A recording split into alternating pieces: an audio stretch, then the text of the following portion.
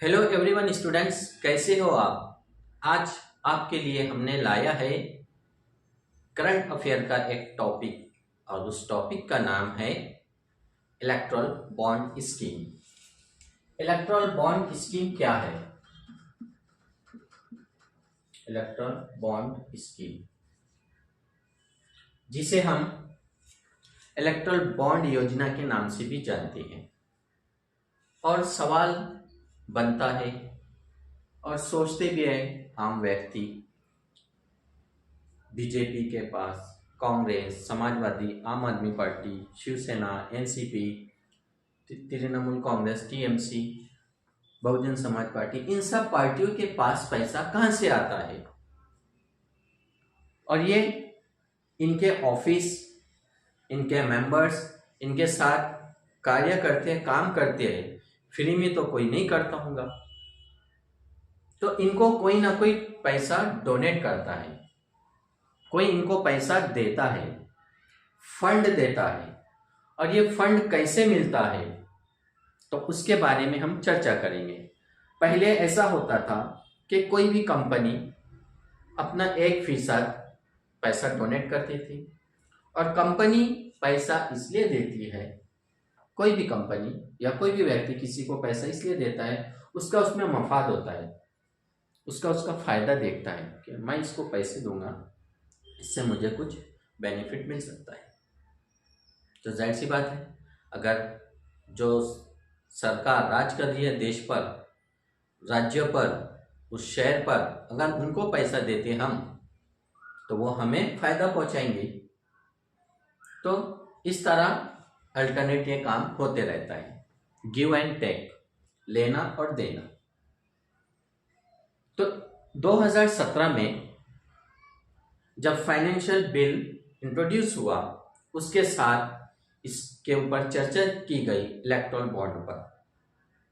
और फिर 2018 जनवरी 2018 को एनडीए की सरकार ने प्राइम मिनिस्टर नरेंद्र मोदी के नेतृत्व में इलेक्ट्रल बॉन्ड स्कीम को अधिसूचित किया। और ये एक फंड होता है, पैसा होता है इलेक्ट्रल बॉन्ड। कोई आम व्यक्ति, इंडिविजुअल या फिर कोई कंपनी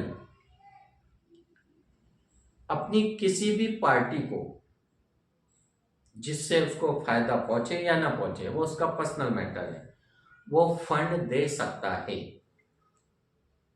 अब उस फंड को कन्वर्ट किया जाता है चेक के रूप में या फिर डिजिटल रूप में, उसको हम इलेक्ट्रल बॉन्ड स्कीम कहते हैं। कब लॉन्च किया गया था? 2018 से। क्या है ये भी पता चला है।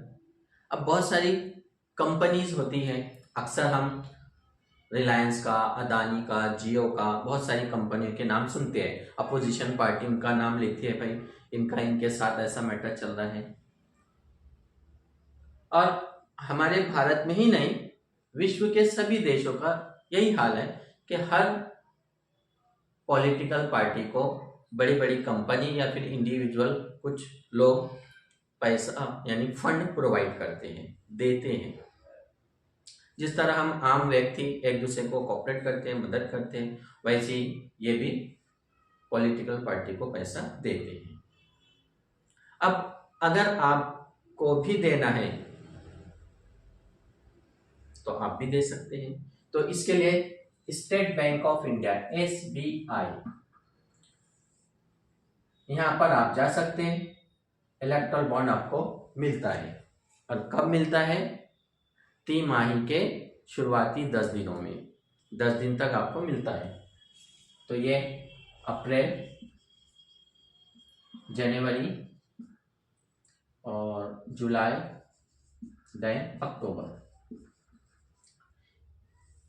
इन महीनों में आपको स्टार्ट के 10 दिन तक ये इलेक्ट्रल बॉन्ड मिलता है। और इलेक्ट्रल बॉन्ड की जो प्राइस है, कितने पैसे आप डोनेट कर सकते हैं, तो 1000, 10,000, 1 लाख और 1 करोड़। है तो दो, नहीं है तो पार्टी से ही। बहुत सारे व्यक्ति खाली पीली रहते हैं हमारे यहाँ, बेरोजगारी है, पार्टियों के पीछे जाते हैं, रैली में जाएंगे, सभाओं में जाते हैं, तो कुछ ना कुछ मिलता है। खाली पीले क्या करेंगे, तो चलो रैली में नारे लगाएंगे, पैसे मिलेंगे। तो इस प्रकार फिर वो पार्टी चुनकर आ जाती है, तो उनकी बल्ले बल्ले हो जाती है, और सरकार बन के फिर जिसने डोनेट किया है तो सरकार उनको फिर मेवा देती है, क्योंकि उन्होंने सेवा किए हैं। मंत्री पद मिलती है, फिर बड़े बड़े ठेके मिलते हैं, इस प्रकार इस तरह सिस्टम चलता है। तो इस प्रकार जो है आप लोग भी क्या कर सकते हैं, अब पैसे डोनेट करने के बाद पार्टी, लेकिन कौन सा व्यक्ति, कोई भी व्यक्ति नहीं, जिसका KYC कंप्लेंट अकाउंट वेरीफाई है तो वही व्यक्ति डोनेट कर सकता है। नहीं तो बस जाएंगे सेविंग अकाउंट खोले, मुझे देने का है 1000 2000, ऐसा नहीं चलता है। आपका KYC कंप्लेंट अकाउंट वेरीफाई होना चाहिए। देन अब उस पार्टी को, जिस पार्टी को आपने दिया है, जैसा एक व्यक्ति है चिंटिया, ठीक है, ये चिंटिया है, ये चिंटिया ने क्या किया है, 10,000 रुपए का एक इलेक्टोरल बॉन्ड लिया है, और एक छोटी सी हमारी जैसे ले लेते हैं डेमोक्रेटिक पार्टी DP, ठीक है, चिंटिया की पार्टी का नाम, चिंटिया इसका एक मेंबर बन गया, उसने पैसे इसको डोनेट कर दिया। अब ये पार्टी क्या करेंगी, उसको कैश में कन्वर्ट करेंगी, और इसकी जो वैलिड होती है 15 दिन तक, 15 दिन के बाद फिर उसकी वैलिड खत्म हो जाती है, फिर उस पार्टी को पैसा नहीं मिलता है। 15 दिन में जल्दी से चेक, वैसे कोई भी जो डेट देते हैं आप लोग, फौरन कोई भी पैसे निकाल लेता है, गड़बड़ होती है, अरे भाई जल्दी निकाल लो, अकाउंट में नहीं रहे तो उस व्यक्ति के, तो पार्टी उसको अपने इसमें ट्रांसफर, कैश ट्रांसफर ले लेती है। तो इस प्रकार इलेक्टोरल बॉन्ड। अब इसके बारे में बहुत सारी कुछ NGOs और कुछ पॉलिटिकल पार्टीज ने सुप्रीम कोर्ट में याचिकाएं दी थी, और सुप्रीम कोर्ट का ने जो है उसको सुरक्षा, उस बिल को, उस याचिका को जैसा था तैसा रखा है, और इलेक्शन कमीशन ऑफ इंडिया से सवाल किया है कि आपके पास इतना पैसा आ रहा है हर पार्टी के लिए, उसका हमें ब्यौरा दो। अब इलेक्शन कमीशन ऑफ इंडिया क्या है, ECI,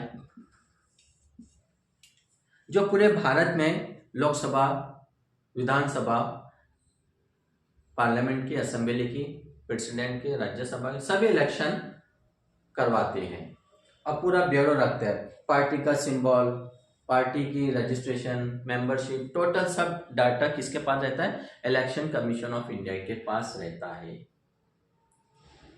तो उस इलेक्शन कमीशन ऑफ इंडिया ने से सुप्रीम कोर्ट ने डाटा मांगा है कि कौन कौन सी कंपनी है या फिर कितना पैसा दे रहे हैं, उसका ब्यूरो हमें चाहिए। 2019 का जो लोकसभा का इलेक्शन हुआ है, अब कभी कभी जैसे हमने देखा यहाँ पर शुरुआती 10 दिन तक ये स्टेट बैंक ऑफ इंडिया समय देती है, खरीद सकते हैं आप बॉन्ड को, उनको दे सकते हैं, 15 दिन की वैलिड होती है। सरकार कभी कभी क्या करती है कि जो लोकसभा का इलेक्शन होता है उसमें 30 दिन की अवधि बढ़ा सकती है। क्यों, लोकसभा का इलेक्शन है, पूरे भारत में चल रहा है, तो पैसा ज़्यादा चाहिए, तो पूरे इंडिया में फिर ये अवधि बढ़ा दी जाती है, जिसको डोनेट करना है दे सकते हैं। छोटी छोटी पार्टी शुरुआत में 1-1, 2-2 ऐसे मेंबरों से शुरुआत होती है, फिर बाद में उनके नगर सेवक, MP, MLA ये धीरे धीरे बढ़ते जाते हैं। तो जिस तरह हम देख रहे हैं कई पार्टियों का इतिहास, पहले क्या थे, आज कहाँ पहुँच चुके हैं।